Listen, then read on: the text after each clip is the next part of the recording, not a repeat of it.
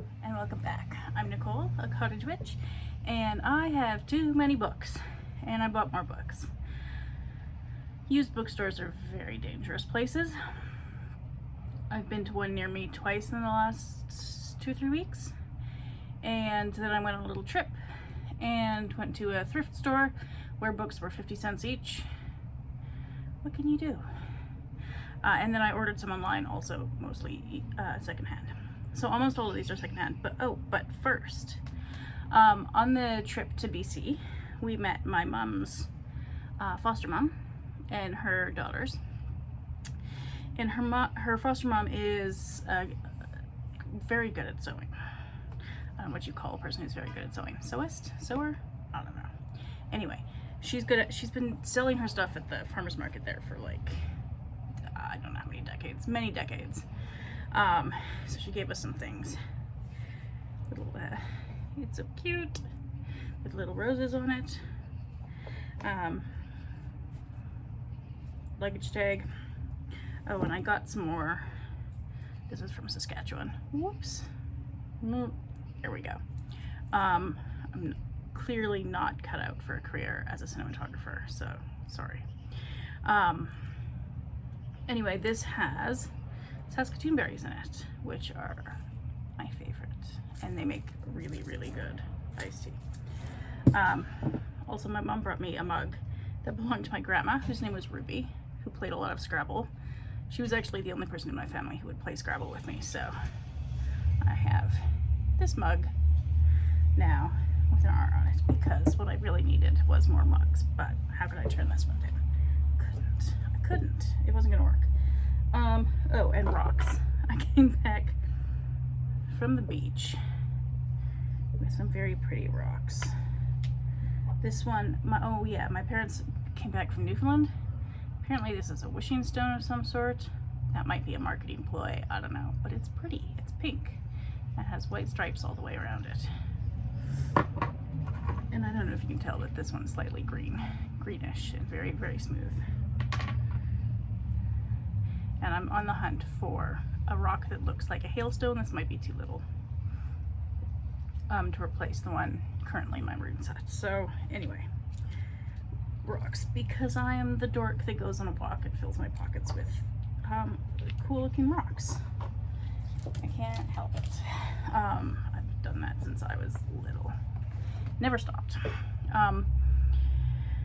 Okay, first, in the books front, yeah, sure, I'll start here. Why not? Dispersals. So Jessica J. Lee wrote the book Two Trees Make a Forest, which I haven't read. I considered reading it, and then just never did. But this one also turns to the lives of plants entangled in our human world to explore belonging, displacement, identity, and the truths of our shared future. So it looks at the rich backstory of cherry trees in Berlin, a tea plant that grows in the Himalayan foothills just southwest of China, the world of algae like wakame. Wakame and algae? I thought it was a seaweed. Are seaweeds algae? Clearly I do not know aquatic plants. And the journeys they've made to reach us. So anyway, it's a mix of memoir, history, and scientific research in poetic prose, apparently. She is an environmental historian. She's won a bunch of awards and things, I think mostly for her Two Trees Make a Forest book. So, you know, books, plants, I thought I'd give it a go. A good many of these books I think are about plants in some way. Oops. In my, what's that tarot deck called? The Classics Tarot, the Literary Tarot Classics edition. I don't know if there will be other editions, but that's what it's called anyway. There are 7 books that I haven't read yet. One of them is A History of Tom Jones, a Foundling, which I've heard really good things about. It's a brick, but it was 50 cents, so what are you gonna do? So I thought, you know, if I don't like it, it's not a national crisis. It was 50 cents. This one, I have no idea. It seems to be some sort of mystery thriller situation. I don't really know. But, you know, also, I don't know what that was. Oh, there's construction a couple blocks down. Sorry if you could hear that horrible screeching sound. That was not so pleasant. Anyway, Walking Shadows by Faye Kellerman. They really are making a lot of noise. I mean, I guess construction is noisy, but good grief. Detectives, yes, new homicide case, digging deeper, etc. Connected to the father's sins.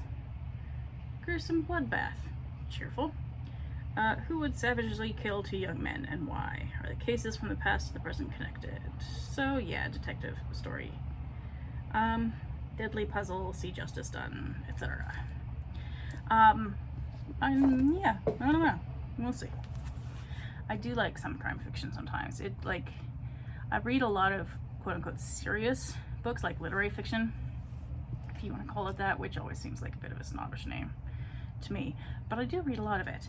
I guess this could maybe fit into that too, but sometimes you have to break up the serious books, because sometimes the serious books are really violent or really depressing, or really violent and really depressing. So anyway, crime books. A Man Called Ove, I don't know, I don't speak Swedish, by Fredrik Backman. I've heard so much about him and all of his books, and apparently they're very good, and I've never read a single one of them. So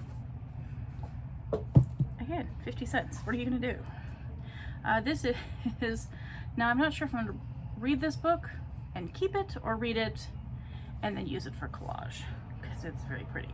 A glimpse into the textile traditions of Gujarat, which I believe is in India.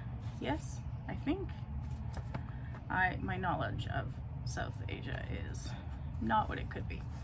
However, this book, okay, the cover's a bit maybe not, I don't know why they picked that cover. Anyway, that picture for the cover, but it's got this sort of brown thick paper, and then all throughout it, it has people dressed in incredible fabrics.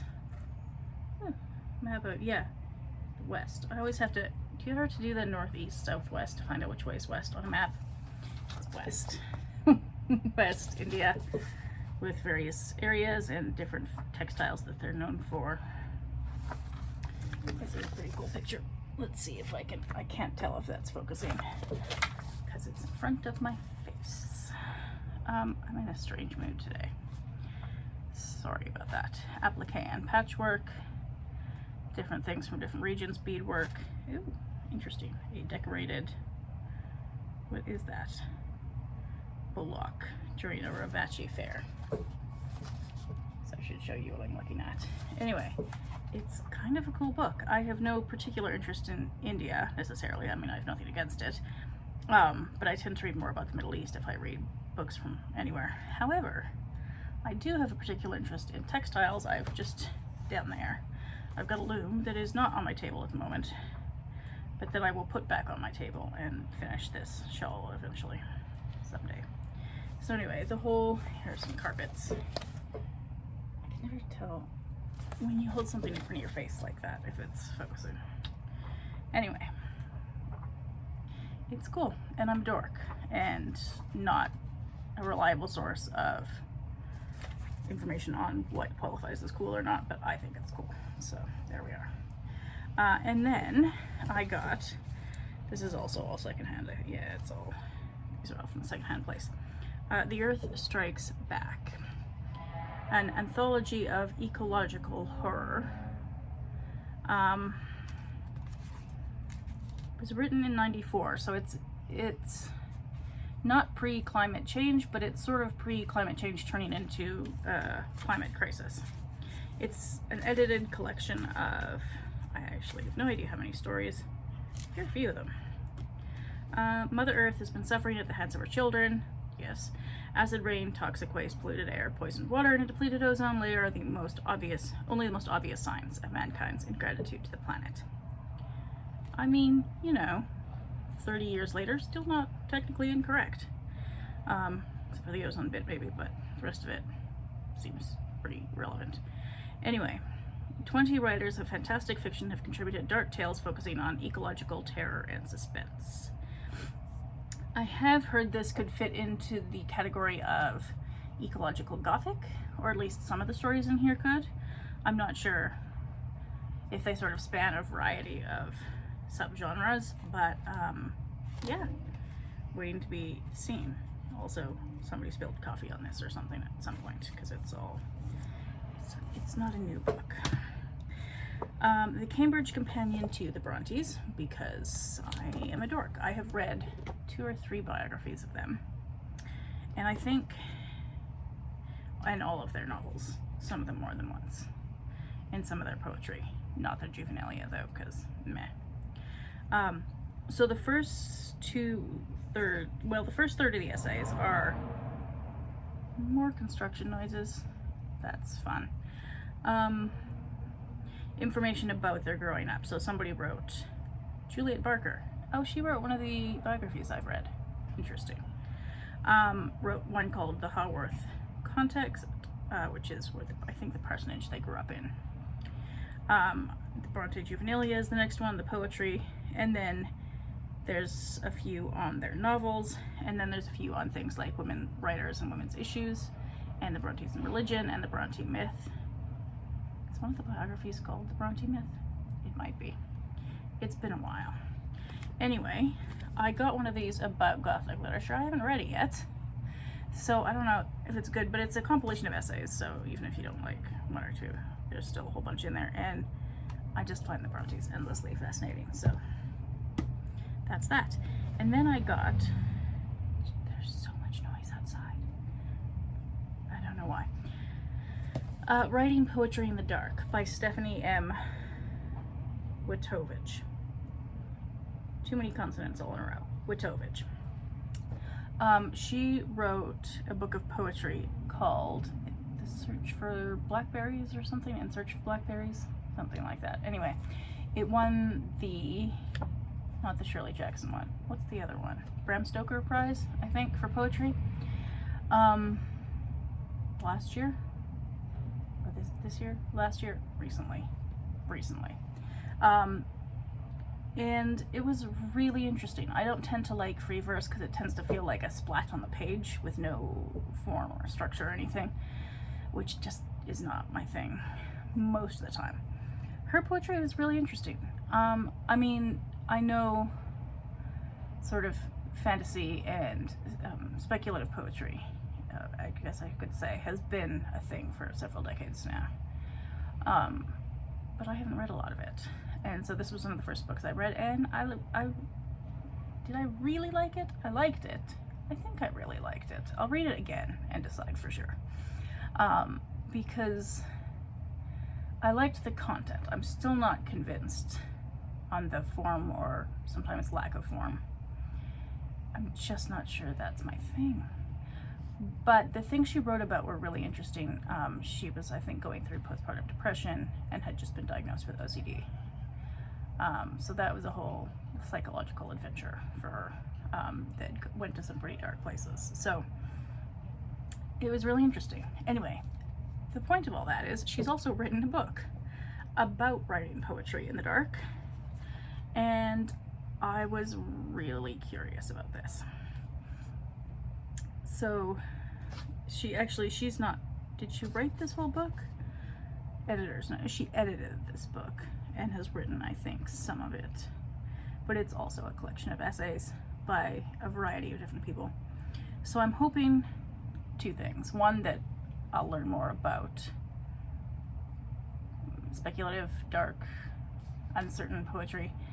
I did read Stephen Fry's book about writing poetry, and have started to do that again, which is quite fun. Not for public consumption, just for fun. So I'm hoping this will give me some ideas. I'm also hoping that if some of the essays are intriguing enough, they might introduce me to new poets that I'm not very familiar with, because most of the poetry I like is not super recent. And while I do like the form of poets like the Romantics, sometimes the subject matter, sometimes the contents of the poetry is a bit dated, let's say. Let's just leave it at that. So yeah, rambling today too, geez.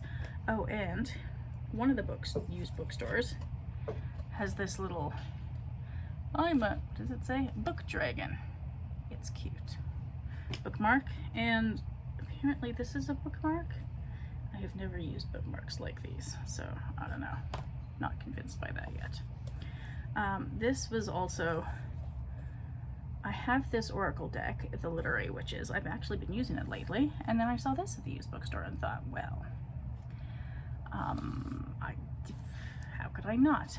Especially because there are some women in here whose work I am spectacularly unfamiliar with.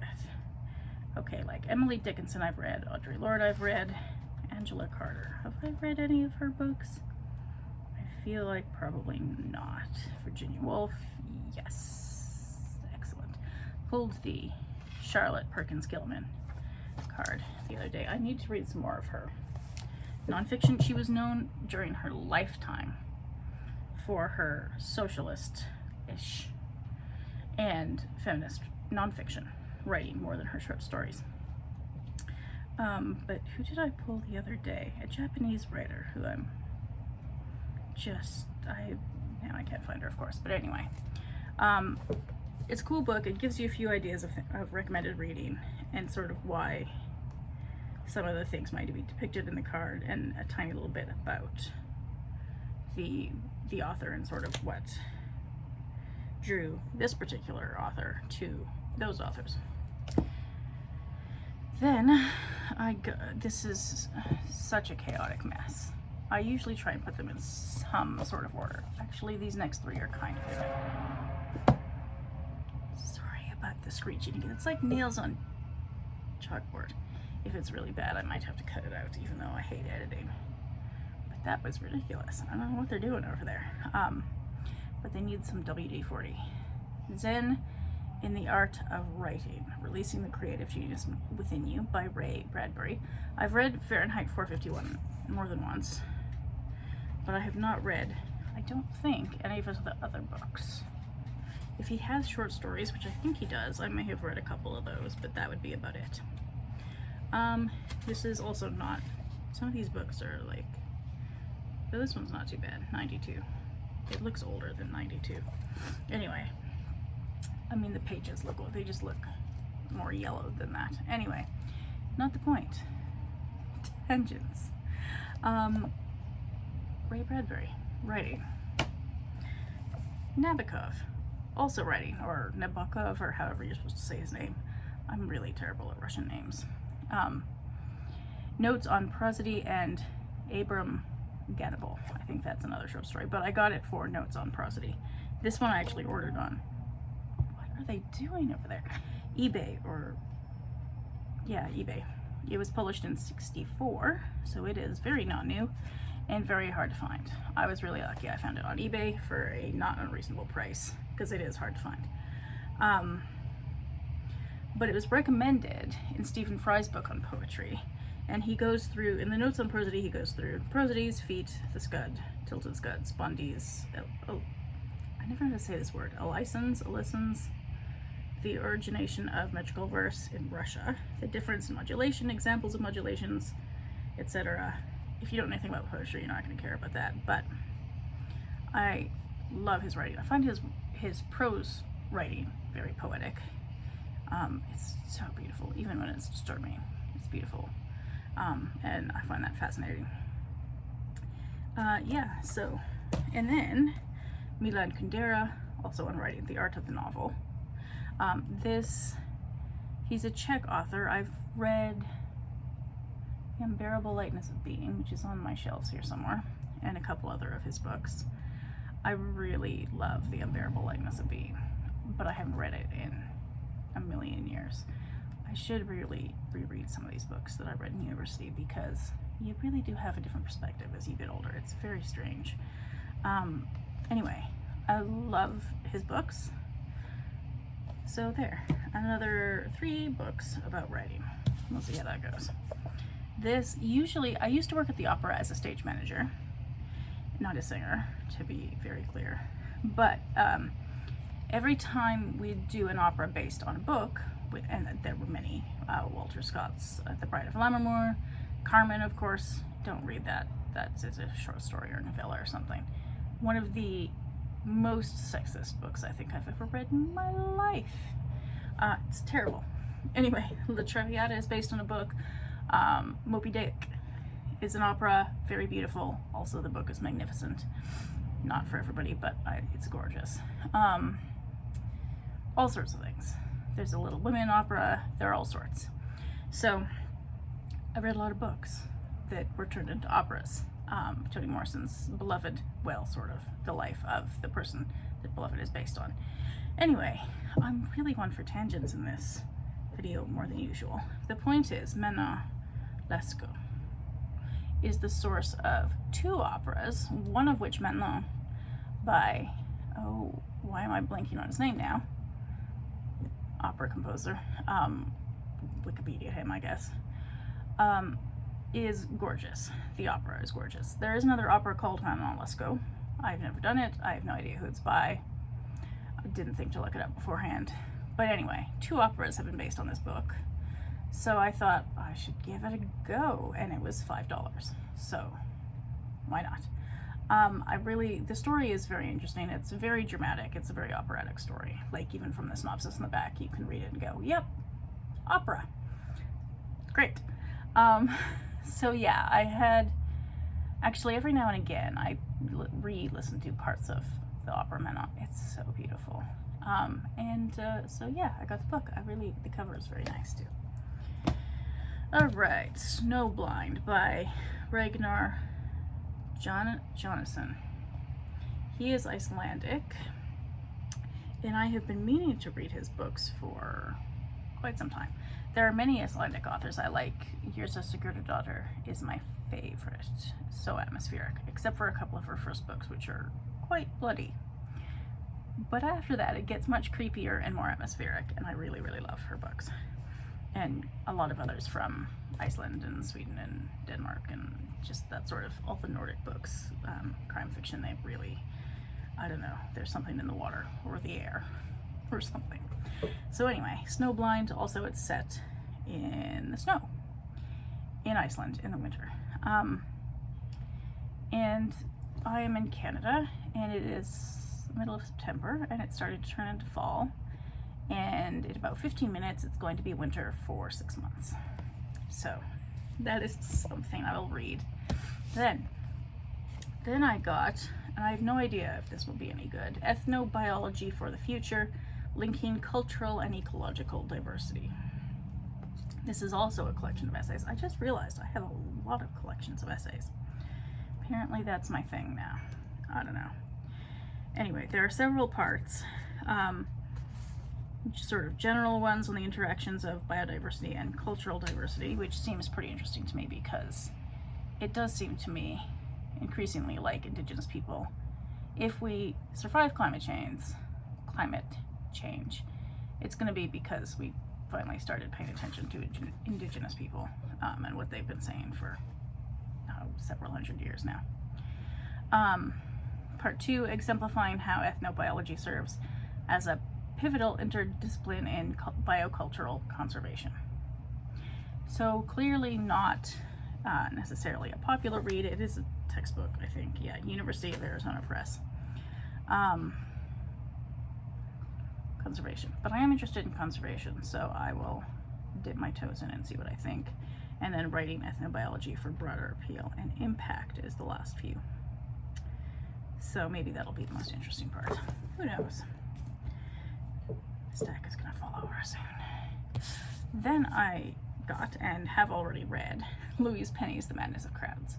She's got, I feel like this is the 17th, 16, 17, 18, somewhere in there, book in the series. She's a cozy mystery writer. Cozy not quite in a Miss Marple sort of way, like with knitting and but yeah, kind of. There is violence. It's not all cozy all the time. But this little town of Three Pines in the winter is very like curl up by a fire with a book and a hot chocolate sort of feeling. Which is how I always feel when I read her books, which is ideal. Perfect reading situation. So yeah, this is The Madness of Crowds. It's the same detective and his team, and yeah, she's an all-time favorite. And then I started listening to the audiobook of the next one, because after that, there's one coming out, I think next month or the month after. I can't remember. And then I got The Blue Fox. This cover is really cool. I don't know if it'll show up, but it does sort of have a blue fox outlined behind the word. S-J-O with an accent N. Don't know how you say that name, but he is also, so he's an author, a novelist, poet, and playwright from Reykjavik, but he's also written lyrics for Björk and was nominated for an Oscar for Dancer in the Dark. Cool. So, you know, Icelandic author, set against the stark backdrop of the Icelandic winter. An elusive, enigmatic fox leads a hunter on a transformative quest. So the first part of that sentence got me. We'll see if the second one holds me. The second part of the sentence. Then I got, and I will read this probably very soon, The Cabin at the End of the World, because I'm dipping my toes slightly into horror. I haven't read a lot of it, but I've gotten a few of them lately. And this is one I've heard good things about. And apparently it's a movie now, which I probably won't watch because I'm a wimp. And then I got this one, which is also a brick and weighs a ton. They must have used like the world's heaviest paper for this book. The cover is interesting though. This is Gravity's Rainbow by Thomas Pynchon. Not sure how to say that either. A screaming comes across the sky. Cheerful, right off the bat. Anyway, it's, I guess, what you could call literary fiction. Somebody who read it previously wrote a note in the front, which I love. I just enjoy it when people do that. It's beautiful. It is. I expect it to be not super easy to read, because it was somewhere. Where did it say?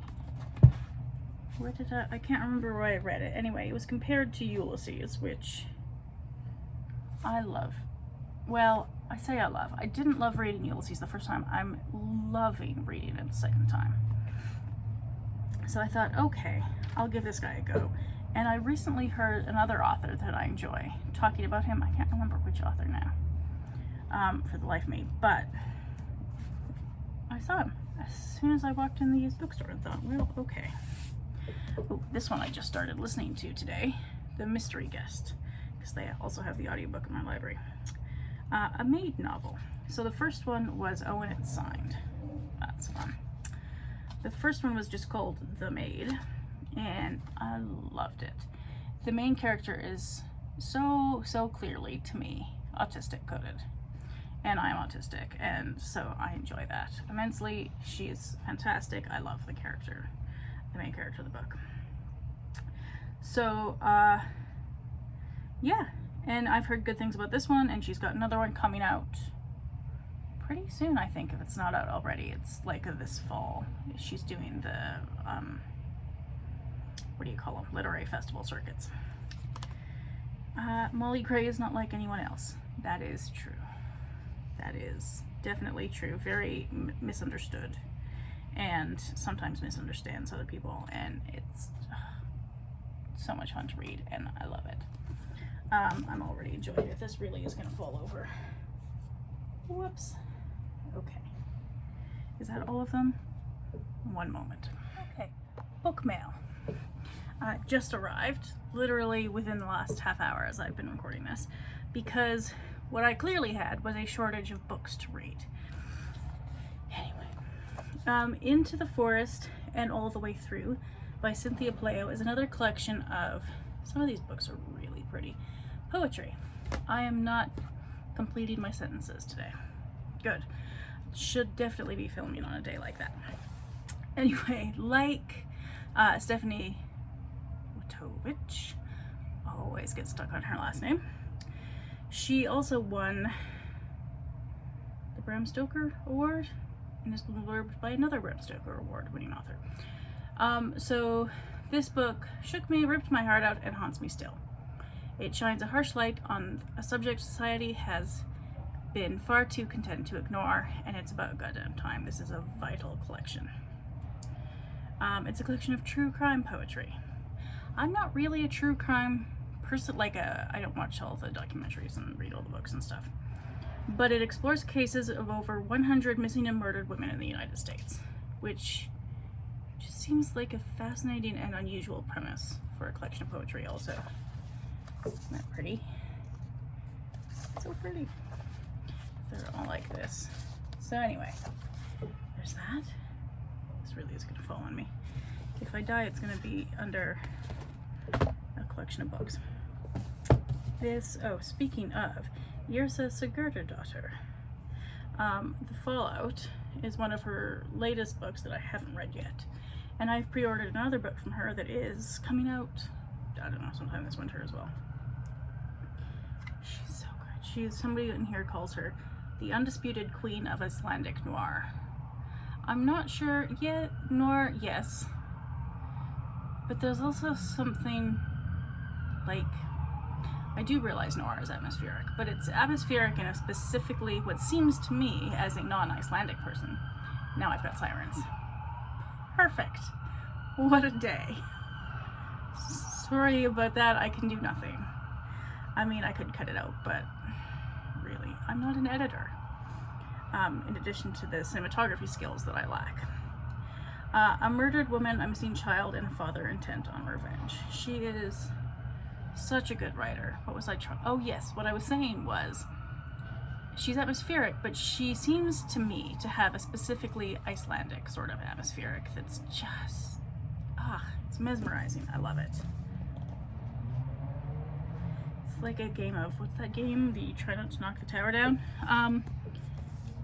Pine. Because my literary gothic thriller to chill the marrow list was not long enough for Gothlit November. Carefully calibrated to make every single hair on the back of your neck stand up on end, according to Scotland on Sunday. They live, Lauren and her father live alone in the Highlands, I'm in a small village surrounded by forest. Perfect. When a woman stumbles onto the road one Halloween night, he drives her back to their house. In the morning, she's gone. In a community where daughters rebel, men quietly rage. Good for them. Mysteries like these are not out of the ordinary. Lauren looks for answers in her tarot cards. I'm in. Hoping she might be able to read her father's turbulent mind. Neighbors know more than they let on, but when a local teenager goes missing, it's no longer clear who she can trust. So, rural Scotland, village, forest, tarot. Absolutely.